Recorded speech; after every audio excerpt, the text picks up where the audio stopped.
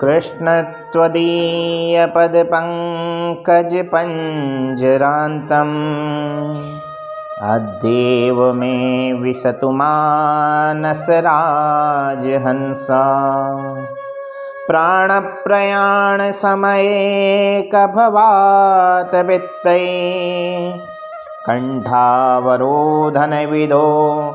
स्मरणं कुतस्ते। मित्रों, आप सबका स्वागत है अपने इस YouTube चैनल पर। आप सबका प्रेम और सहयोग जैसा मिल रहा है, इसको आगे भी ऐसे ही बरकरार रखिएगा। आज जिस प्रसंग को छूने भर का प्रयास कर रहा हूँ,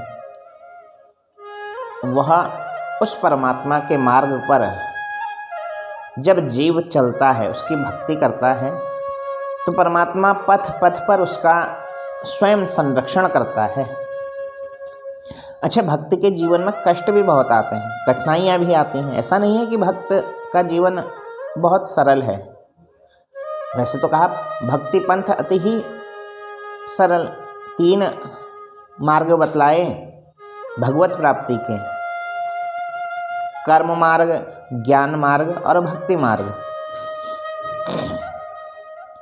तो कर्म और ज्ञान मार्ग से सरल बतलाया गया भक्ति मार्ग को, कि सरल है भक्ति मार्ग, और वैसे बहुत कठिन है, बहुत दुष्कर है भक्ति मार्ग।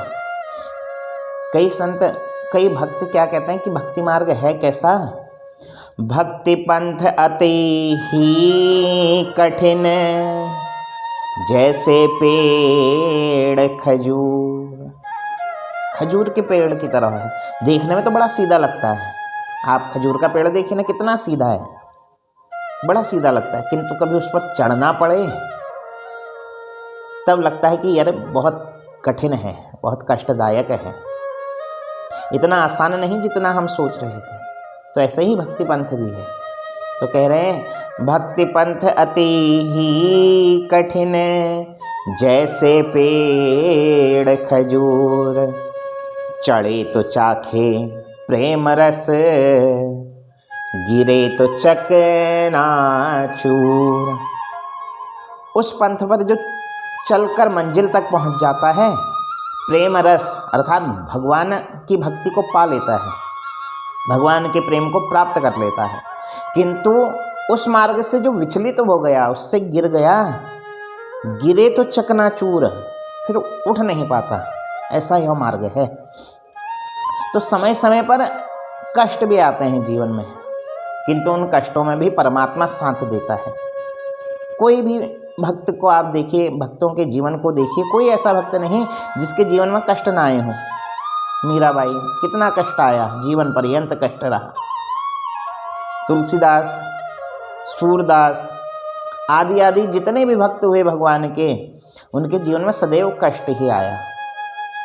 किंतु परमात्मा उन कष्टों में भी जीव का साथ देता है। मीरा तो विष पी गई और कहने लगी मुझे विष, मैं तो विष काला था तो मेरा कृष्ण भी काला है। तो वहाँ तो मुझे साक्षात भगवान कृष्ण का दर्शन हो रहा था। यह भक्ति पंथ है कि प्रत्येक वस्तु में, प्रत्येक कण कण में अपने इष्ट का दर्शन। यह भक्ति पंथ है। वैसे बहुत कठिन है, तो कहा भक्ति पंथ बहुत कठिन है, किंतु परमात्मा सदैव साथ देता है। तो एक घटना आती है कि एक बार एक साधु मार्ग से जा रहे थे, तो मार्ग में एक छोटी सी नदी थी। नदी पार करने लगे तो उन्होंने एक नज़ारा देखा कि उस नदी में एक कछुआ है। कछुआ भी नदी पार कर रहा था। तो एक किनारे पर एक बिच्छू था। बिच्छू जल में कूदा तो संयोगवश कछुए की पीठ पर बैठ गया। कछुआ पार हुआ तो वह बिच्छू उसकी पीठ से उतरकर फिर तट पर आकर फिर चलने लगा। तो साधु को बड़ा आश्चर्य हुआ कि यह क्या कर रहा है। तो सोचने लगे कि चलो इस बिच्छू का पीछा किया जाए।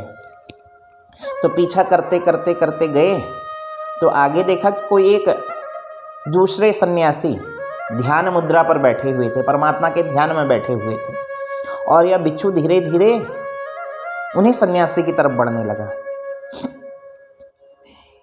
तो अब इन साधु को चिंता हुई कहीं इस सन्यासी को डंक ना मार दे, साधना में विघ्न ना पहुंच जाए। तो उसी समय एक घटना और घटी कि दूसरी तरफ से एक विषैला सर्प वहाँ आया साधु को काटने की इच्छा से। इधर से बिच्छू जा रहा है, उधर से सर्प आ रहा है। तो जब यह दृश्य इन साधुओं ने देखा तो अपनी लाठी उठाई सर्प और बिच्छू को मारने के लिए। तो उसी समय क्या हुआ कि बिच्छू ने डंक मारा सर्प को और सर्प ने डसा बिच्छू को। तो बिच्छू के जहर से सर्प की मृत्यु हो गई और सर्प के जहर से बिच्छू की मृत्यु हो गई। तो यह साधु सब दृश्य देख रहे थे। तो परमात्मा को धन्यवाद दिया, कोटि कोटि नमन किया कि आपकी कृपा से इन सन्यासी के प्राण बच गए। तो उसी समय उनके अंतर्मन में एक आवाज़ आई कि जब तू ना जानते हुए भी इस सन्यासी की रक्षा के लिए अपनी लाठी उठा सकता है, तू तो इनको जानता भी नहीं कि कौन है, और इनकी रक्षा के लिए तू जब अपनी लाठी उठा सकता है तो यह तो मेरा भक्त है। अपने भक्त की रक्षा तो मुझे करनी ही करनी है। मैं अपने भक्त की रक्षा अवश्य करता हूँ।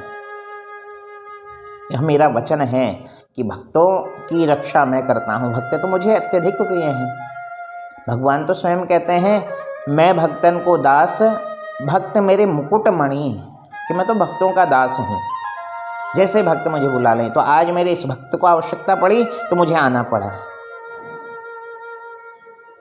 इनकी रक्षा के लिए मुझे आना पड़ा। यह सर्प और बिच्छू को आपस में लड़वाना पड़ा, अन्यथा सर्प उन सन्यासी को डस सकता था या बिच्छू डंक मार सकता था। तो परमात्मा कहने लगे कि जब तू एक अनजान व्यक्ति के लिए अपनी लाठी उठा सकता है तो यह मेरी लाठी है, और वह तो मेरा भक्त है, मेरे मार्ग पर चल पड़ा है। तो जो मेरे मार्ग पर चल पड़ता है उसकी रक्षा मैं स्वयं करता हूँ, उसको मैं स्वयं बचाता हूँ। तो भक्ति पंथ ऐसा ही है, बस चलने भर की देर है। परमात्मा तो कहते हैं तू एक कदम चल, 99 कदम मैं तुझे खींच लूँगा, किंतु एक कदम तो चल, पहला कदम तुझे ही उठाना पड़ेगा। और जब जीव वह पहला कदम उठाता है, मार्ग पर बाधाएं आती हैं, विघ्न आते हैं, कष्ट आते हैं, दुख आते हैं, किंतु उनसे लड़ने का सामर्थ्य वह परमात्मा देता है। उन सब दुखों से, उन सब कष्टों से, उन सब संकटों से लड़ने का सामर्थ्य वह परमात्मा जीव को प्रदान करवाता है। तो यह परमात्मा की भक्ति है।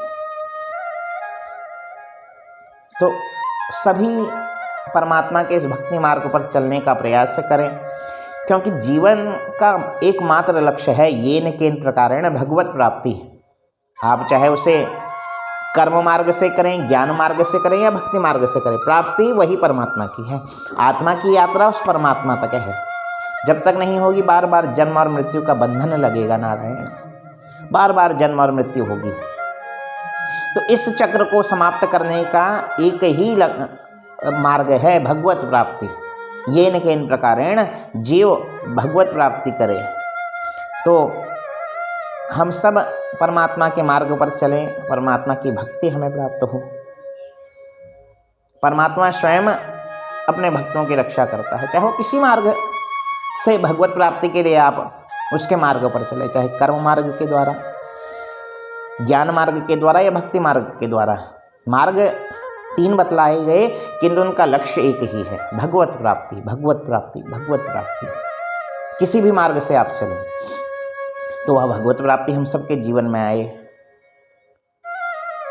इस कथा के माध्यम से यह बतलाने का प्रयास किया कि भगवान सदैव सहायता के लिए तत्पर है, हम उसके मार्गों पर चलकर तो देखें। तो यह परमात्मा की लाठी है कि वह लाठी हमको बार बार खींच रही है, हमारे मुझ तक पहुँचो, मुझ तक पहुँचो, मुझ तक पहुँचो, किंतु काम, क्रोध, मद, लोभ, मद, मात्सर्य, अहंकार आदि विकारों में फंसकर हम केवल इन्हीं विकारों तक सीमित रह जाते हैं, उस परमात्मा को, उस परम तत्व को प्राप्त नहीं कर पाते। तो जीवन में वह परम तत्व हम सबके जीवन में आए, भगवत भक्ति हम सबके जीवन में आए, भगवत कृपा हम सबके जीवन में आए।